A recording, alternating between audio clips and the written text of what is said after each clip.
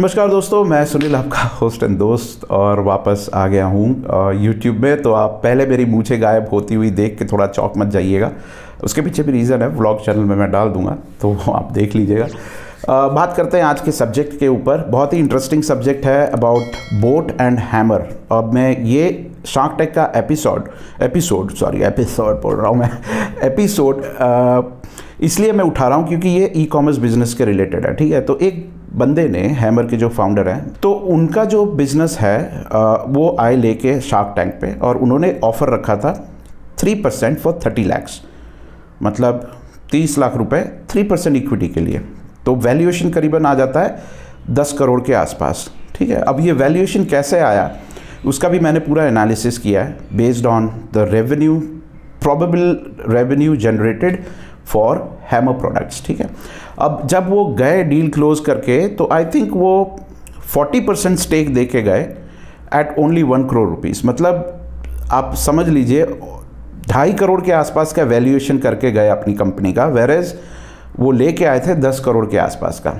तो बहुत ही सरप्राइज था। और क्यों उन्होंने ये डिसीजन लिया ये समझना बहुत ज़रूरी है, क्योंकि आप लोग भी सोच रहे होंगे कि मेरी कंपनी में सेल इतना हो रहा है, रेवेन्यू इतना जनरेट हो रहा है, तो मैं अच्छा कर जाऊंगा अमेज़ॉन में। अब यही सोचा होगा हैमर के फाउंडर ने, करेक्ट, क्योंकि उनकी रेवेन्यू तो अप्रॉक्सीमेटली 10 करोड़ के ऊपर ही होगी।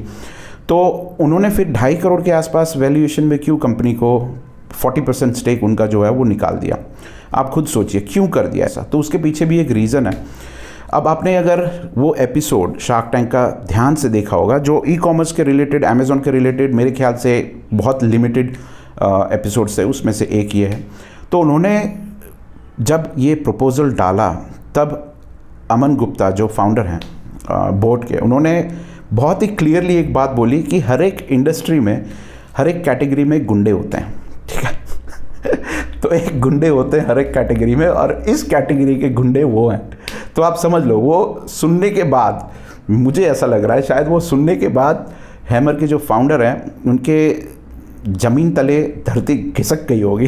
ठीक है, क्योंकि आप समझ सकते हो अगर आपका कॉम्पिटिटर, सबसे बड़ा कॉम्पिटिटर ही आपके सामने बैठा है और वो ओपनली आपके सामने ऐसा बोल रहा है, तो आप कुछ सोच नहीं पाओगे। मतलब जो ऑफ़र मिल रहा है वो लेके आप वहाँ से भाग लोगे। ठीक है, अब उन्होंने क्यों ऑफ़र उनके साथ लिया होगा वो भी मैं आपको बताता हूँ। क्योंकि जब अमन गुप्ता जो बोट के फाउंडर हैं और इतनी बड़ी कंपनी चला रहे हैं, तो उनकी स्ट्रैटेजी ऑब्वियसली यही है जो बड़ी कंपनीज़ की स्ट्रैटेजी होती है कि छोटी छोटी जो सेम इंडस्ट्री में या सेम कैटेगरी में बिजनेस कर रहे हैं उनको अक्वायर कर लो और कंपटीशन को तोड़ दो।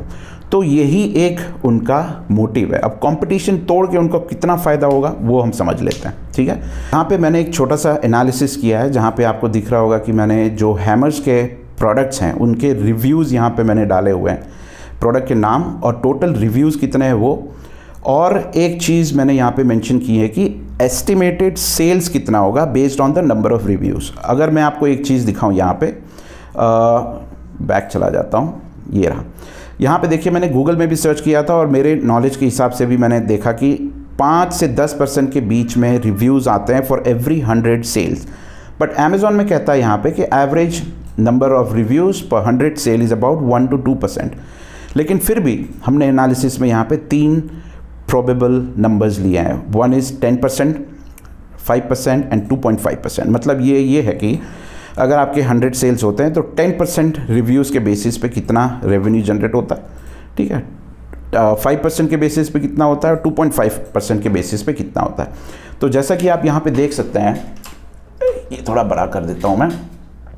तो अगर हम बात करें यहाँ पे 10% के बेसिस पे, तो उनका रेवेन्यू अभी तक का मैं बात कर रहा हूँ, अभी तक का revenue based on the number of sales is about 8 crores and 76 lakhs। अगर 5% के बेसिस पे बात करूँ then it should be around 17 crores according to the number of reviews. मैंने उनकी फाइनेंशियल बैलेंस शीट या वगैरह कुछ देखी नहीं है।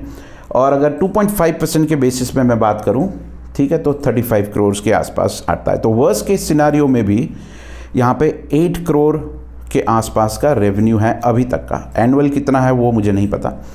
तो अगर हम यहाँ पे बात करें कि अगर ब्रांड है, जो मार्केटिंग कॉस्ट है, ऑपरेटिंग एक्सपेंसेस हैं, वो सबको काट कूट के अगर 10% प्रॉफिट भी मान के चलो, 10% नेट प्रॉफिट टैक्सेस वगैरह हटा के, तो भी आपका बैठ जाएगा करीबन 80 लाख के आसपास, ठीक है। यहाँ पे अगर 10% की बात करें तो 1.7 करोड़ के आसपास, और यहाँ पे 2.5% के बेसिस पे बात करें तो आ जाएगा करीबन 3.5 करोड़ के आसपास, ठीक है। तो ये हमने देख लिया बोट हैमर का। तो ये सेल्स है हैमर की, और बेस्ड ऑन दैट उन्होंने जो डील ली वो ली 1 करोड़ वो 40%, मतलब आप समझ लीजिए उन्होंने स्टेक बेचा है, इक्विटी बेची है। अब इसमें जो फर्दर इन्वेस्टमेंट्स वगैरह होंगे या फिर ग्रोथ डेवलपमेंट जो होगा वो ऑफ कोर्स बोर्ड की तरफ से ही ज़्यादातर होगा, क्योंकि पेरेंट कंपनी अब बोथ है। तो उनको अब ये टेंशन नहीं है कि फंडिंग का क्या होगा और ग्रोथ कैसे करेंगे, वो तो अब बोट जो है वो उसको संभाल लेंगे। दूसरी तरफ हम बोट की बात करते हैं। अब बोट ने पलक झपकते ही ये कंपनी को ऐसे कैसे उठा लिया, क्योंकि उनके पास डेटा और रेवेन्यू सब कुछ जो है वो बोलता है। तो अब देखिए बोट के मैंने सारे डिटेल्स यहाँ पे छापे हैं। यहाँ पे देखिए बोट्स के करीबन 60 के आसपास प्रोडक्ट्स हैं, 60 के आसपास प्रोडक्ट्स हैं। अब उसमें से कुछ प्रोडक्ट्स तो ऐसे हैं जिसमें 3 लाख रिव्यूज़ हैं, 4 लाख रिव्यूज़ हैं। समझ सकते हैं आप कितना होता है वो। मैंने तो सब जोड़ के यहाँ पे 10%, 5% और 2.5% बेसिस पे मैंने यहाँ पे टोटल आप अगर देखेंगे तो उनका रेवेन्यू अभी तक का यहाँ पे निकलता है। अगर 10% के बेसिस पे बात करें तो रेवेन्यू आता है करीबन 2,900 करोड़। तो आप समझ लीजिए 2,900 करोड़, वर्स्ट केस सिनेरियो की बात कर रहा हूँ। अगर 5% के बेसिस पे बात करें तो यहाँ पे आता है 5,800 करोड़, ठीक है। और अगर 2.5% के बेसिस पे बात करें तो 10,000 करोड़ के ऊपर का रेवेन्यू होता है।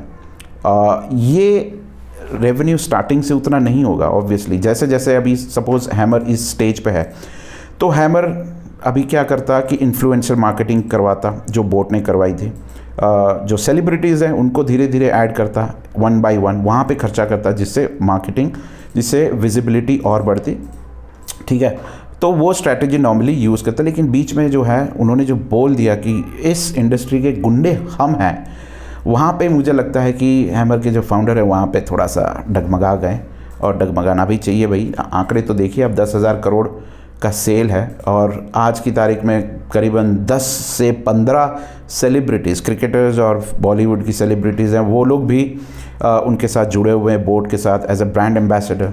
तो इनका बिज़नेस जो है वो तो बढ़ता ही जा रहा है। और जो छोटी छोटी मछलियाँ जो हैं, जो आ रही हैं अमेज़ॉन पे या फिर मार्केट प्लेसेस में, उनको डायरेक्टली या इनडायरेक्टली ये कैटेगरी में खा लेंगे वो लोग, क्योंकि उन्होंने खुद बोला है खा ही लेंगे वो लोग। तो इसका मतलब ये नहीं है कि आपको वो कैटेगरी छोड़ देनी है, बट कहने का मतलब यही है कि अगर एक्सपोनेंशियली ग्रो करना है इस कैटेगरी में, तो एक यहाँ पे गुंडे बैठे हैं, मैं इंसल्ट नहीं कर रहा हूँ उनको, बट ये मजाक मजाक में बोल रहा हूँ। तो वहाँ पे वो बैठे हुए हैं। तो हो सकता है कि शायद वही आपको अप्रोच करे कभी और दे दें, बोलो ले लो 1 करोड़ रुपए और 50% 100% दे के भागो यहाँ से, तो ले लेना। मजाक कर रहा हूँ। आपके बिजनेस के बेसिस पे आप खुद डिसाइड करना कि लेना है कि नहीं लेना है। तो यहाँ पे इस कैटेगरी में पैर जमाना थोड़ा सा मुश्किल हो सकता है। आप देख सकते हैं बहुत सारी ब्रांड्स आ रही हैं, ऐसा नहीं है कि नहीं आ रही हैं। कंपटीशन तो रहेगा ही मार्केट में। हो भी सकता है कि बोर्ड से भी आगे कोई निकल जाए, ठीक है, based on the influencers and based on the marketing and everything. तो यहाँ पे अगर हम नेटवर्थ की बात करें तो अमन गुप्ता जो बोर्ड के फाउंडर हैं, उनकी नेटवर्थ की बात करें तो worst to worst case scenario में भी उनका नेटवर्थ अभी 200 करोड़ के ऊपर तो होगा ही। 200 मिनिमम 200 करोड़ के ऊपर तो होगा ही बेस्ड ऑन दिस, क्योंकि हम यहाँ पे 10% नेट प्रॉफिट कंसिडर कर रहे हैं उनका, ठीक है। अब मतलब सारे जो इन्वेस्टर्स हैं बोट में उनको हटा उठा के, अगर बेस्ट सिनेरियो केस की बात करें अगर हम यहाँ पे, तो 1000 करोड़ के ऊपर भी जा सकता है, ओके। क्योंकि नेट प्रॉफिट 10% से तो ज़्यादा ही होगा यहाँ पे, क्योंकि एक तो बोट कंपनी जो है वो काफ़ी लो प्राइस में प्रोडक्ट्स मैन्युफैक्चरिंग करवाती होगी। क्यों? क्योंकि उनका क्वांटिटी में काम होता है, मतलब ह्यूज क्वांटिटी में काम होता है, और मार्जिन जो है वो डबल से ज़्यादा होगा। अब वो डबल से ज़्यादा जो है उसमें से आप 50% एडवर्टाइजमेंट्स और मार्केटिंग, ब्रांड एंडोर्समेंट जो है उसमें आप कंसिडर कर लो, टैक्सेस वगैरह में कर लो, तो भी सब कुछ काट कूट के 10% तो अमन भाई साहब के पास बच ही जाएगा, ठीक है।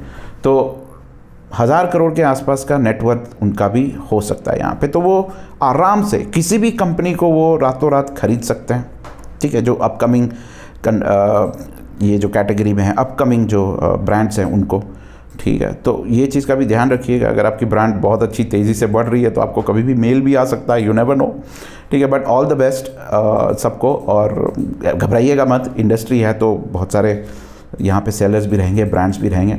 और चाइना वाले जो हैं वो तो प्रोडक्ट्स बिकने ही बिकने हैं, आपको पता है कि वो सस्ते वाले बिकने ही बिकने हैं। तो आज के वीडियो में मैं ज़्यादा यहाँ पे कुछ नहीं कहूँगा। अगर इस वीडियो के रिलेटेड कोई सवाल हो आपके, जो आपके मन में खटक रहे हैं, आ ही होंगे, मतलब डेफिनेटली कुछ सवाल तो होंगे, तो कमेंट बॉक्स में लिखिए। अगर सवाल सेम टाइप के ज़्यादा है तो उसके ऊपर हम कुछ और वीडियोस भी बना लेंगे, ठीक है। तो ये एनालिसिस कैसा लगा, हेल्पफुल था कि नहीं था, प्लीज़ कमेंट बॉक्स में लिखिएगा, क्योंकि ऐसे और भी एनालिसिस मैं बना सकता हूँ, ठीक है, बेस्ड ऑन अदर कैटेगरीज, दूसरी कैटेगरीज में जो हैं। ये तो छोटा सा था, मेरे दिमाग में जस्ट एक ख्याल आया कि ये एपिसोड है तो कुछ बात किया जाए इसके बारे में, तो इसीलिए मैंने ये वीडियो बनाया। आई होप कि ये वीडियो आपको पसंद आया होगा, और वीडियो को अभी तक लाइक नहीं किया तो प्लीज़ कर लीजिएगा, और चैनल को सब्सक्राइब नहीं किया तो भी प्लीज़ कर लीजिएगा, क्योंकि एज आई सेड अर्लियर कि 5 लाख का टारगेट हम थोड़ा रखते हैं by the end of this year, so आपके सपोर्ट के साथ वो भी हो सकता है। So thank you for watching this video and God bless you all, bye bye.